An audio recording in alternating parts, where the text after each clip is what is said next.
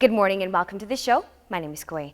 Now, one of the best and most amazing means to enjoy Kenya's rich natural and cultural heritage is by visiting the museum. Now, there are numerous museums all over Kenya whose role is to collect, preserve, study, document, and present Kenya's past and present cultural and natural heritage. Now, today we get the opportunity to speak to Simon Gatheru, who is the Assistant Director of the refurbished Nairobi National Museum. That's coming up next on Mid Morning Lifestyle.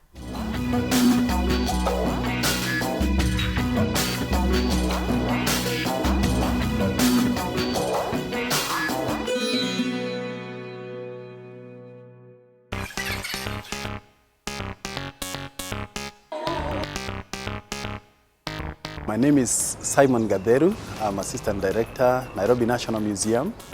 And I would like to take you for a brief tour of the refurbished Nairobi National Museum.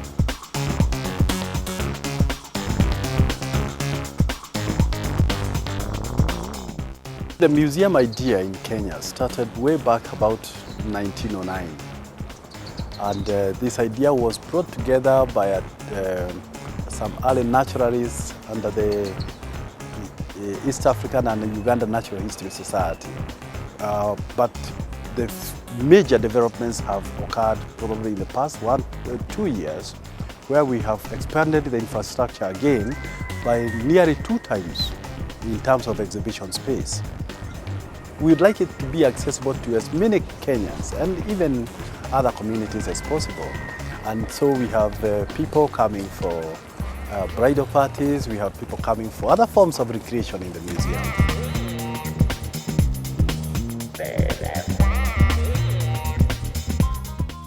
This art piece in the middle of this hall has been made up of calabashes. And as you are aware, calabashes are fruits from some creeping plants. Now, calabashes are used by diverse communities in this country, in Kenya, for storage. They are used for transportation of liquids and solids. We did note that almost every Kenyan community has calabashes for their use.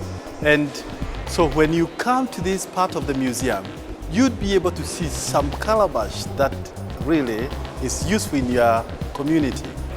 Yes, we would like to introduce you to our Great Hall of Mammals, and this is the hall where we are bringing out these unique life forms, the large mammals in this country, and even the smaller ones that we have in the country. The huge skeleton that you see here is that of Ahmed. Ahmed was an elephant that was living in Marsabit in the early 70s. As you may recall, these were the times when there was a lot of poaching in this country. And so Ahmed was given special protection by the late President Kenyatta. It was given 24-hour protection. And Ahmed later died of natural causes. And once after he died, then we brought the bones of Ahmed, the tusks. The original bones and tusks are displayed here in the museum.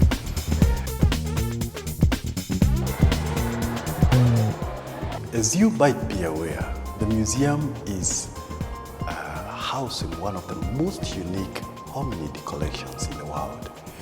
The museum has a huge collection of hominid fossils that have been found by scientists, museum scientists, and their collaborating scientists.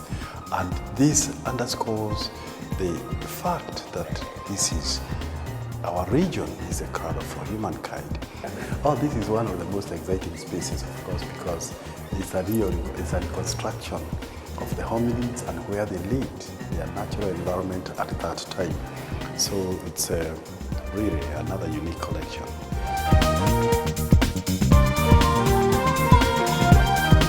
The exhibit here brings out the diversity of butterflies in this country.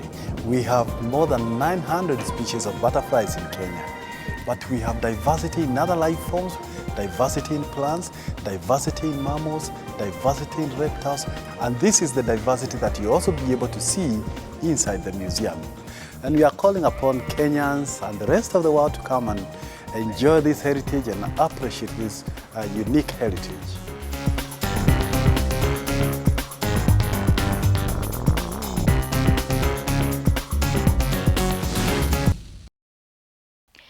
having meaningful, healthy relationships helps you maintain a positive outlook and helps you prevent feelings of depression, anxiety, and loneliness. Now, sharing your feelings, your concerns, hopes, and challenges with others help you stay connected and helps you maintain a healthy level of support. Now, having other people involved in your life when things are challenging helps provide you with alternative points of view that can help in objective decision making when you may feel that making any decision is too difficult.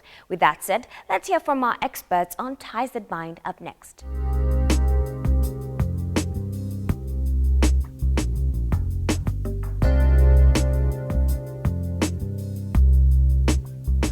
For women who find themselves earning more than their husbands or being the sole breadwinner, for one reason or another, the husband could be incapacitated or probably he doesn't have a job at that point.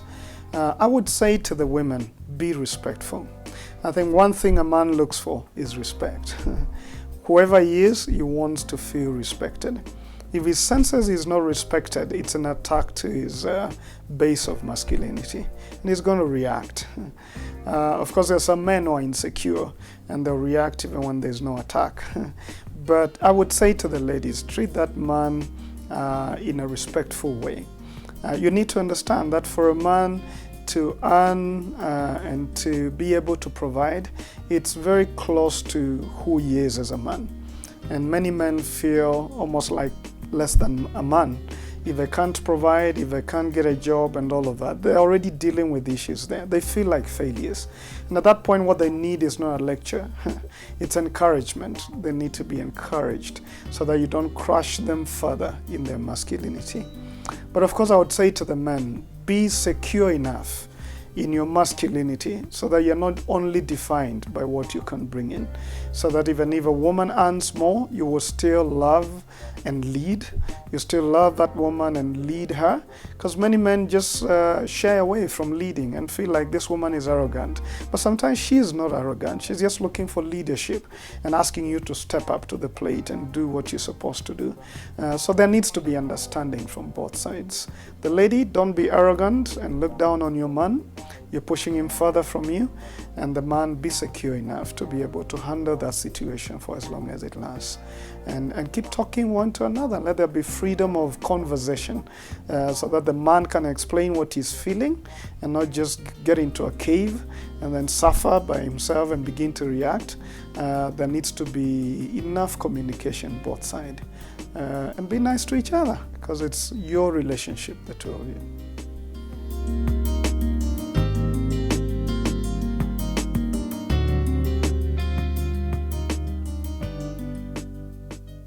The newly refurbished Nairobi National Museum reopened about 5 years ago, so if you haven't been there in the past 5 years, you'll be happy to see the new changes. Remember, it's vital to promote and appreciate our heritage and culture, and one way to do that is by simply visiting the various places where it is preserved.